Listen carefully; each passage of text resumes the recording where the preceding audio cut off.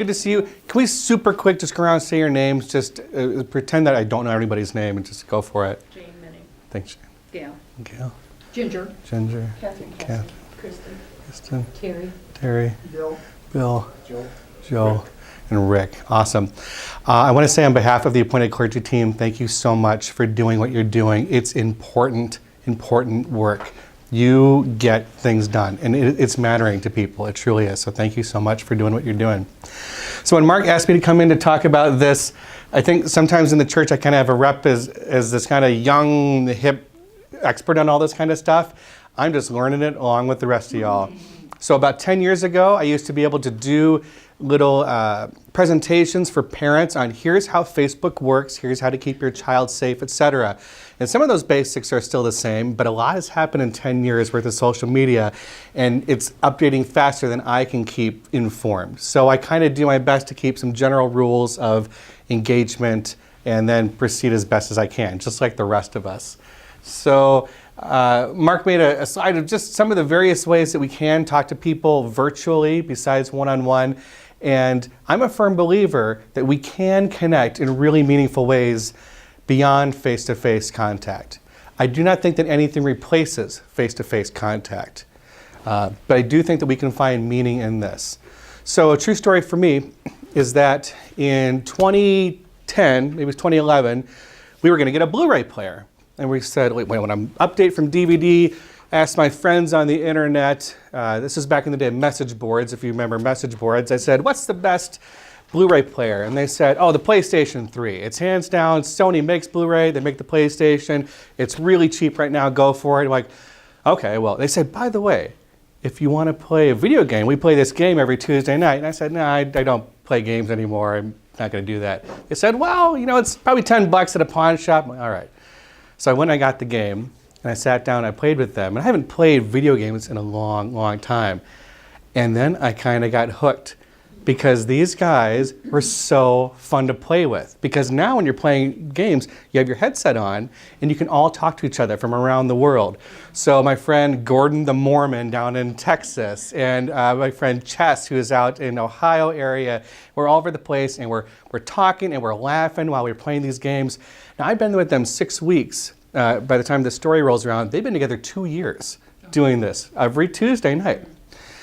6 weeks in, we got a message on the message board from a new member.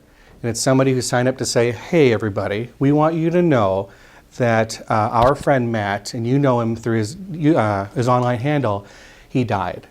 And he died here in real life. He went in, he had some complications during his surgery, very unexpected need for surgery, and died on the operating table. And we were just floored.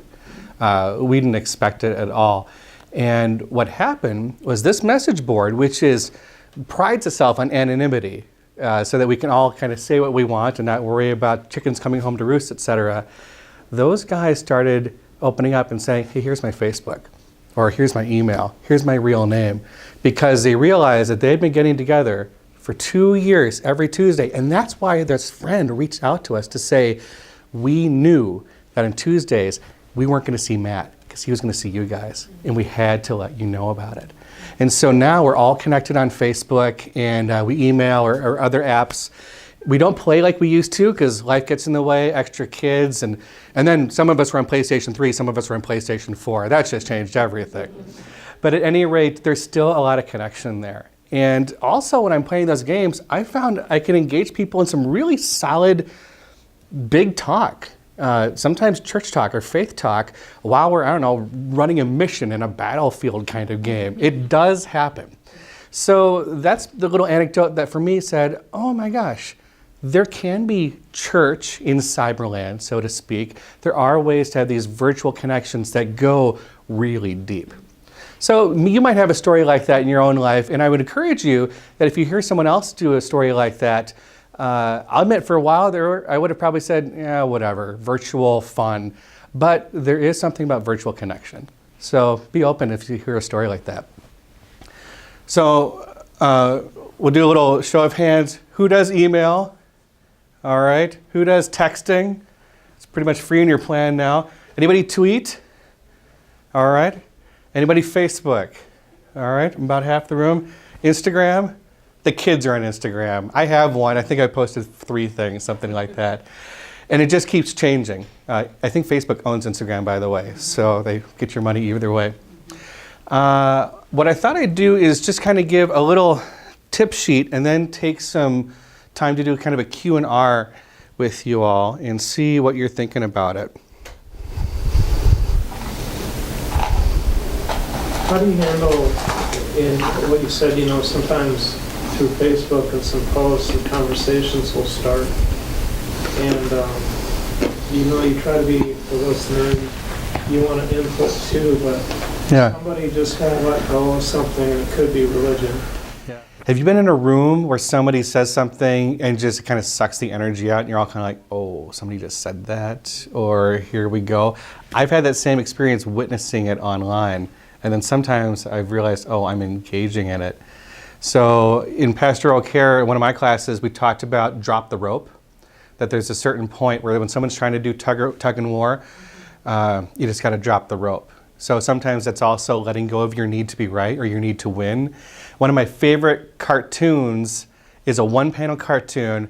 It's a great little website called XKCD. It's just a stick drawing. He does a lot of math cartoons and a lot about internet culture. He's got a cartoon where somebody is sitting in a chair at a computer and somebody comes up behind them and says, honey, I have to go to bed. I can't, but it's 2 a.m. I can't. Why not? There's something wrong on the internet. So he's just going to go ahead and fix it all, right? Going back and forth, you're not going to change anybody's mind, I think. So I usually just do what I can to drop the rope. It's like that movie War Games. Sometimes the only way to win is not to play, that kind of deal. So one of the best pieces of advice that I got in seminary was about pastoral care, but wasn't in a pastoral care class. I had Hebrew with Mark Throntveit. We learned ancient Hebrew. That was a heck of a class. And that was the kind of class where you came for the Hebrew, but you stayed for the quips. And he would just give a lot of great little advice about being a local pastor in a local church. And one day we're talking about, I wish I could remember the Hebrew subject. I'll have to ask him, because I'm sure he rolls this out like clockwork in each class. But at one point we were starting to talk about pastoral care. And he said, someday you're going to officiate a funeral or a memorial, and someone from the family is going to come up to you and they're going to just say, why? Why did this happen? Or why did God take my boy? Or why would God let this happen? Is God punished me? Why? They'll say all those big, hard questions. And he looked us in the eye and he said, your job is not to tell them why. Your job is to shut your mouth and give them a hug.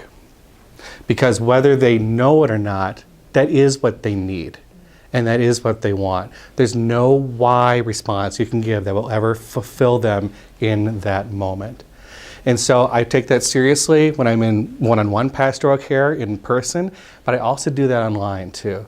Especially online because I think platitudes are very easy to toss out in pastoral care, especially online. The things about God doesn't give you more than you can handle, or it was all part of God's plan. Anybody else got a favorite platitude? Joy comes in the morning. Joy comes in the morning? I like that. So, but you know what I'm talking about, those kind of things. And when you're online, those can just come off as so hollow. And so I'm fixing it. I'm being fixy.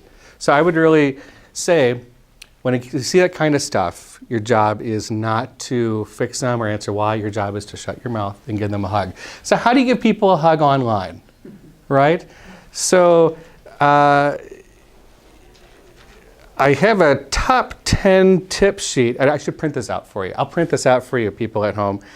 But let me give you a couple quick thoughts about online versus in-person care. Because there's pros and cons, I think, to both. So when you're online, one of the things that helps you is that it's safer than in person because you have a written record of your exchange, right? So you don't have to worry about like he said, she said kind of stuff. You've got this written record of everything that you said engaged. So that can be safer.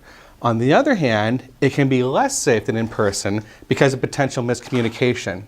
When we're engaged in person, we have vocal fluctuation, we've got facial expression, body language, all that stuff. You lose that online. So you have the pro of the written record, but you also have the potential for people not knowing what you mean anyway. Online can be safer than in person because we can respond pastorally at any time. So if you came to my house at 2 in the morning to see how I'm doing, that wouldn't work. But if you happen to be up on your phone and they happen to message you and say, I'm really down, you are able to respond, and that can be a great thing. And being online is less safe than in person because we may be expected to respond in real time. And so that is about boundaries. The thing about the new media, screen-based media, is that communication is instantaneous, literally. I'm getting several texts right now, actually. And there can be with that a cultural built-in expectation that you'll respond right now.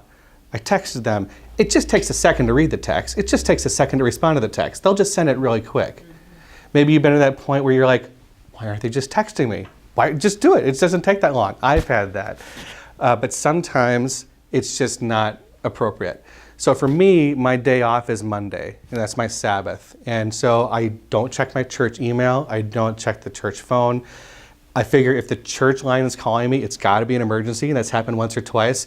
But I do nothing to do with Hennepin Avenue United Methodist Church on Mondays because I need that time for me and for my family. And if I start to spiral into that Monday, that just gives me license to walk all over myself. So you're going to need to think, how can you hold your own boundaries? One other little comparison, online safer than in person because we can be more articulate. We can take our time. We can really craft what we want to say. On the other hand, it's less safe than in person because we can ramble on, or we can lose focus. That conversation, I'll label that a conversation that you were talking about, that's so drifted past the point of what we're trying to talk about. And then we spend tons and tons of time trying to be articulate and prove ourselves right, even if that's a subconscious thing. Again, something's wrong on the internet. I can't go to bed. Any thoughts on those compare and contrast? Anybody have another one? Something where, hey, it's better online, but here's the challenge of that? I guess it's who you really know you're talking to. Yeah. This is something that I learned. I have a son-in-law that's a Cisco guy. Mm-hmm. And his son he was a gamer growing up. Yeah. And his son is 13, and he's becoming that gamer. Mm-hmm. And he's exactly what you said. I've never done it, but he has a headphone. He can talk to all his kids. Yeah. What Dad got, he monitors. He's Mm-hmm. very articulate. Good. Go sit to his house. Well, come to find out, there was a guy that was 57 years old. Yeah. On board. That has to do with how vulnerable do you want to be? Because again, if it's like Facebook, it's a written record. I mean, you can't take back. Information is yours until you give it away. So that goes for online, or if I tell Ginger a little secret about me, it's no longer my information. I can pray that she doesn't tell everybody. And I'm still mad at you about that. You know what you did. But it's no longer mine. I've given it to someone, and I just got to hope that they won't. So yeah, I mean, in the thing about kids and technology, my own 2 cents is that I think sometimes, no one in this room of course, but sometimes we demonize technology when actually I think what we need to do is refocus on how we engage our kids in it. So we teach our kids how to do math, we teach our kids how to drive a car, and then we just hand them this and say, go babysit yourself, take some screen time so I can do my own thing. That is inappropriate and that's unhealthy as parents. That has nothing to do with the screens. So we need to be better about what we're doing with that. It sounds like that guy's proactive. Gil. They had a thing in NPR today, I don't know if anybody else heard it, but it talked about middle school kids Yeah. and technology. And it talked about, they had this training for parents, and the kids were all in there too in this auditorium, and they kind of turned it back on the parents and said, well, you're telling us not to be on, our phone all the time, then you need to set a better example. Right. So it's kind of that thing too, that you need to set an example on how you would like them to interact with them if you're using it all the time, and with the exception of not even interacting with them.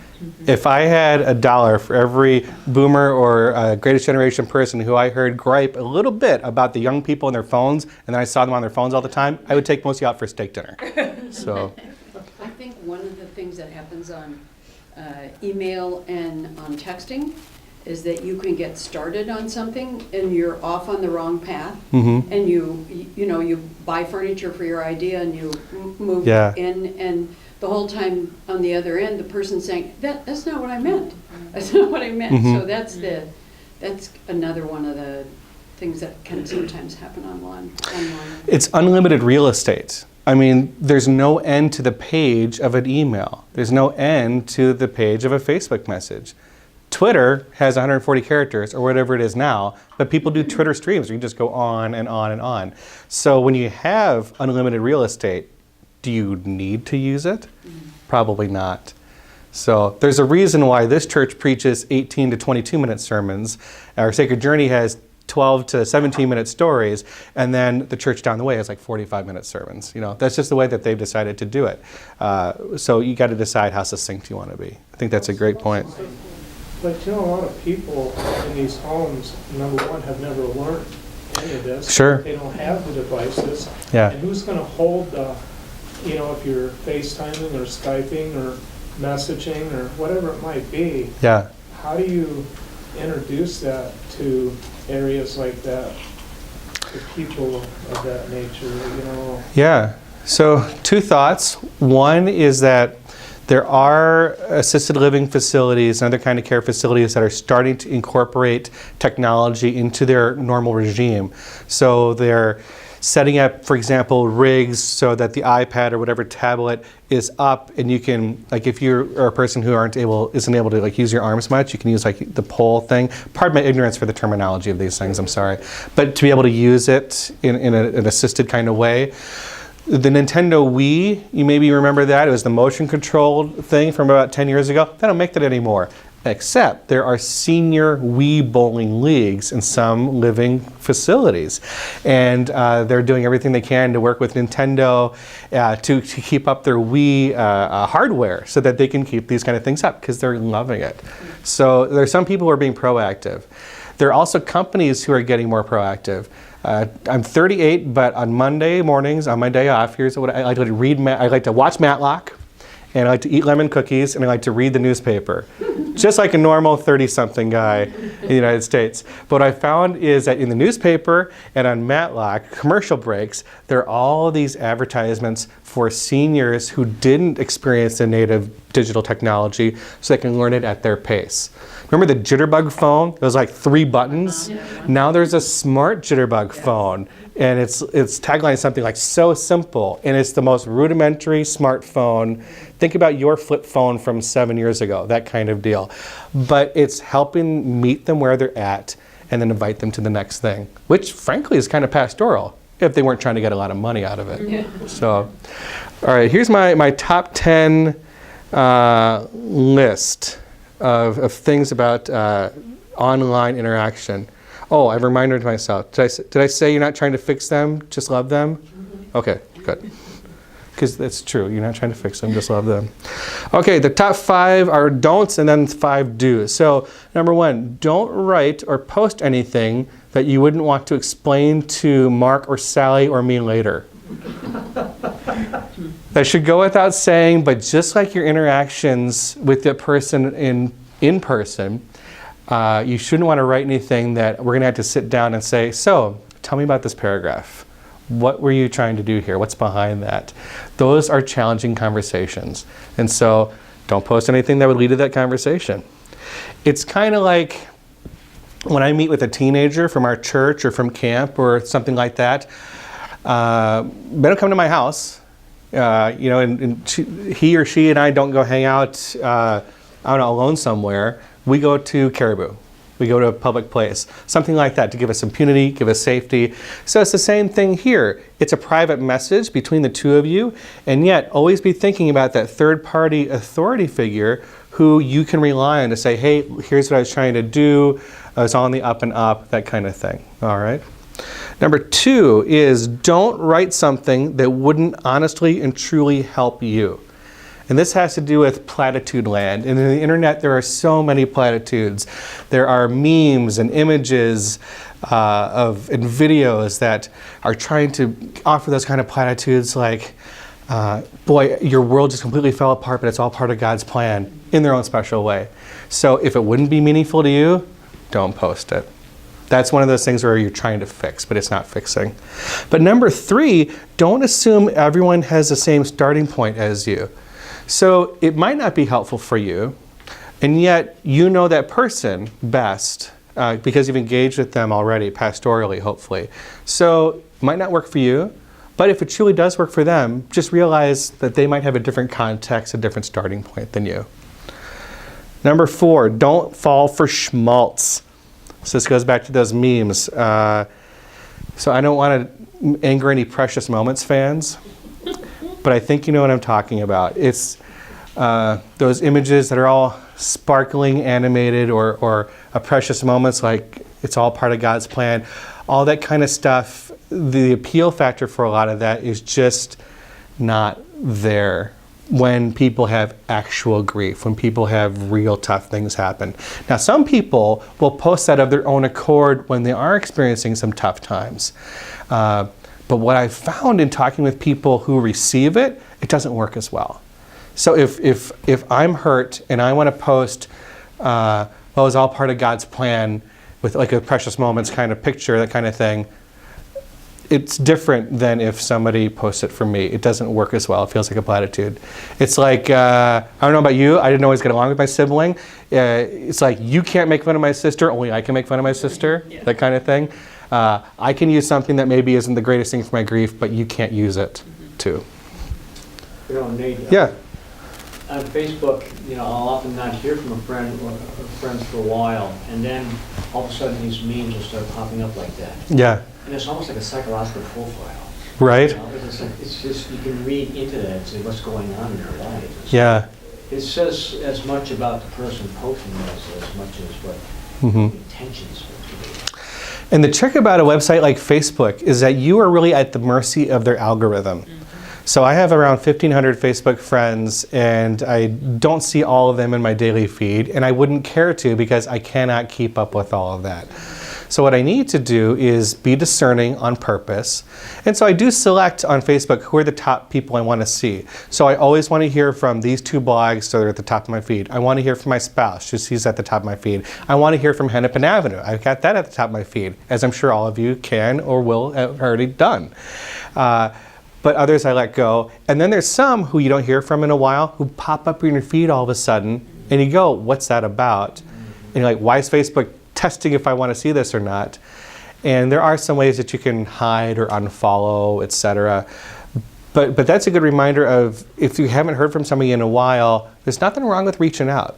And when you do look up somebody, at least for a while it used to be, I hope the algorithm's still like this, it used to be that if you looked up somebody, interacted a little bit, they got put back in your feed a little bit more.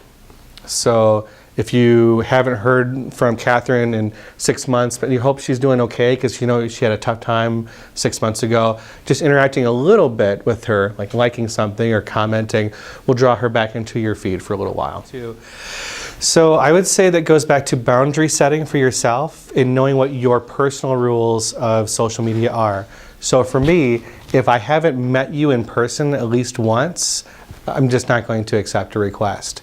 I've had a few exceptions. My friend Pastor Jeremy Smith, I've never met him face to face, but we've talked on the phone and engaged in his blog. So that's enough of a connection for me.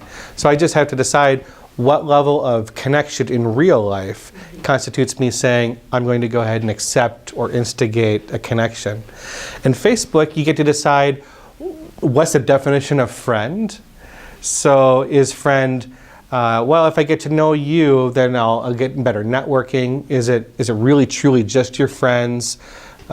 Your friend can mean a lot of things. It doesn't mean what it used to anymore, because friend has become a commodity, frankly. So I would say decide, what does friend mean to you? What's your parameters for saying yes or no? And I think it's perfectly okay to not accept a friend request. I've not accepted a few friend requests, and it's okay.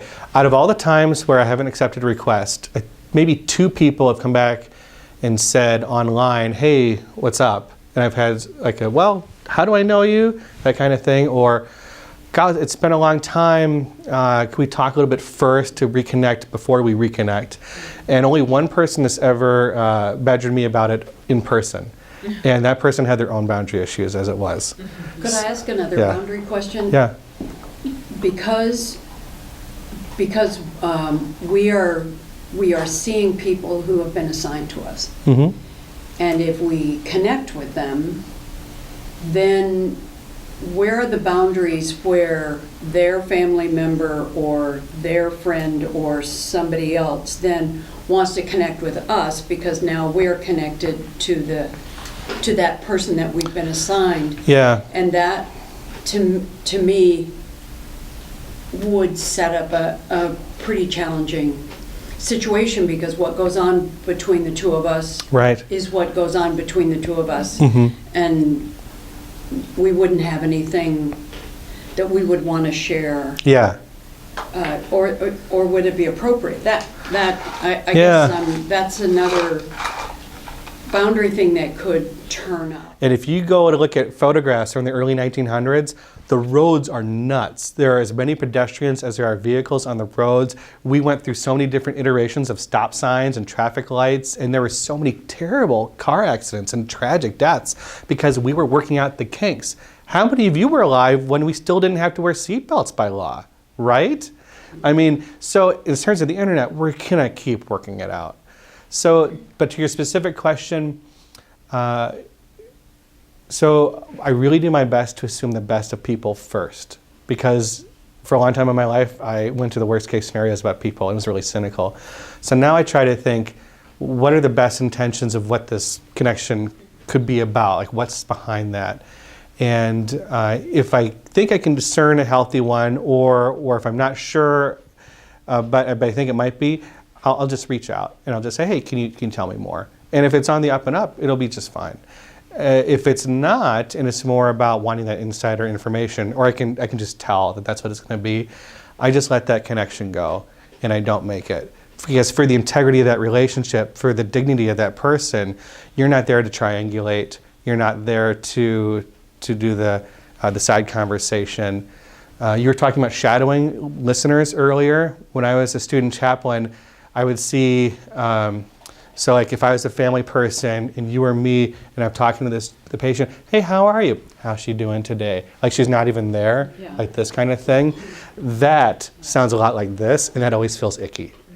So unless it's truly to develop this relationship as opposed to talk about this one, I would avoid it. Don't fall for spells. Okay, number 5, don't think you can fix it. So back to your conversation about that. Okay, here are the do's. 6, do discern whether your care is better to post publicly or in private.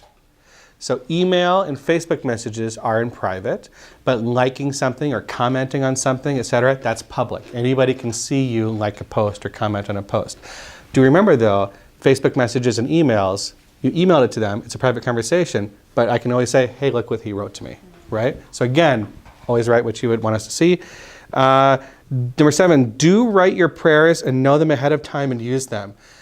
I personally have like a handful of like 5 prayers, and these are the prayers that I use on Facebook. So when somebody loses a loved one, I often say something to the effect of, may you feel the Spirit as God gathers you in from across creation in these challenging days ahead, as God breathes you back out over the months ahead, and for 10 years from now when a random memory sparks grief again.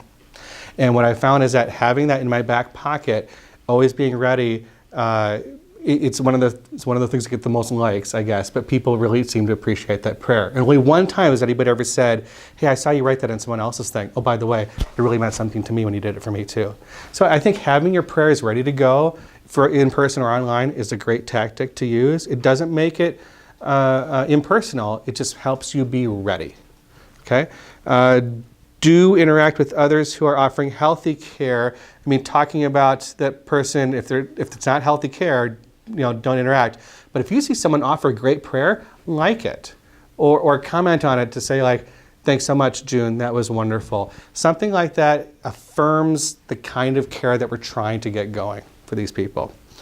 Number 9, do follow up with people down the road. Tiny follow-up moments matter, and online is a great way to do that. So if you've had a lot of holding their hand literally for a month, and then later on down the road you're not connected as much, just a short little email of, "Hey, I was thinking about you today." That can really matter to somebody. And if you've ever received that, you know what I'm talking about.